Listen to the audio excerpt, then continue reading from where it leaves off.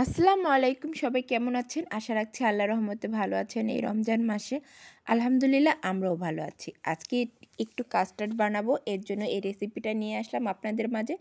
এর জন্য প্রথমে আমি একটা ফ্রাই প্যান নিয়েছি, তার মধ্যে দিয়ে দিলাম 1/2 লিটার দুধ। আর আমি এই দুধটা ইউজ করেছি, এটা অনেক ঘন থাকে আর এটাতে ব্যবহার করলে খেতে অনেক মজা হয়। আর আমি কিন্তু দুধটাকে হালকা কুসুম গরম করে নিয়েছি, মানে ফুটিয়ে কুসুম গরম করে নিয়েছি। তারপরে নিয়ে নিলাম 1-1.5 কাপ পরিমাণে দুধ। এটাকে ঠান্ডা করে নিব, জাস্ট হাত চুবাইলে যতটুকু সহ্য করা যায় এই পরিমাণে আমি ঠান্ডা করে নিব।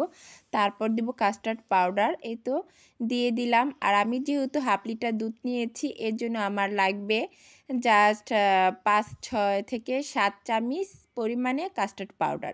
এটাকে আমি জাস্ট মিক্স করে নিয়েছি। আর পরিমাণ মতো আমি চিনি দিয়ে দিয়েছি, প্রায় 3 থেকে 4 চামচের মতো চিনি দিয়েছি। এবার এটাকে দিয়ে আমি জাস্ট ওটার মধ্যে দিয়ে ভালোভাবে হালকা করে মেখে, মানে জাস্ট আলতোভাবে মিশিয়ে নিব। তারপর চুলাটা অন করে দিব, মিডিয়াম আঁচে একটু জাল দিয়ে নিলেই হবে, বেশিক্ষণ জাল দিতে হবে না, দেখবেন ঘন হয়ে আসবে।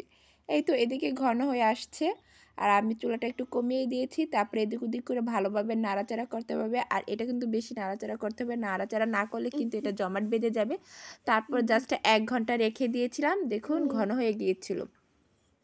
আর এখন আমার মেয়ে আমাকে সাহায্য করছে এটা তৈরি করতে। আর এটা কিন্তু আমি সন্ধ্যার সময় তৈরি করতেছিলাম আর বানিয়ে রেখেছিলাম দুপুরে।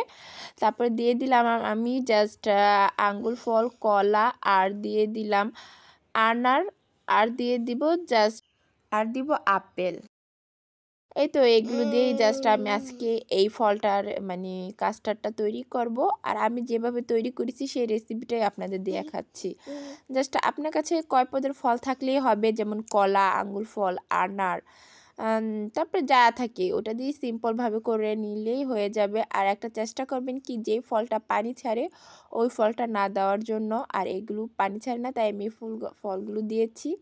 এই তো এখন আমি পরিবেশন করার জন্য আপনাদের ভাইয়াকে দিব, তাই প্রথমে আমি একটা গ্লাস নিয়েছি, কিন্তু বাটিতে নিলে সবচেয়ে ভালো হতো। বাটিগুলো দেখতে সুন্দর লাগছিল আর এটা দেখতে বেশি ভালো লাগেনি, পরবর্তীতে আর ভিডিও করতে পারিনি।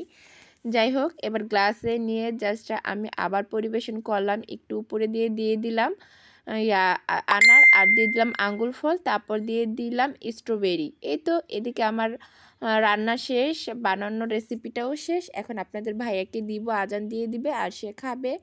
এদিকে বানানো শেষের পরে জাস্ট একটু ঢং টং করে ভিডিওটা করে নিলাম। আর ভালো থাকবেন সবাই। আর দেখুন আমার ছেলেকে খেতে দিয়েছিলাম, সেটা দেখানো হয়নি। যাই হোক, আমাদের রেসিপিটা কেমন হয়েছে কমেন্ট করে জানাবেন। যদি ভালো লেগে থাকে প্লিজ ইজিভাবে আপনারাও ট্রাই করতে পারেন। আর আমাদের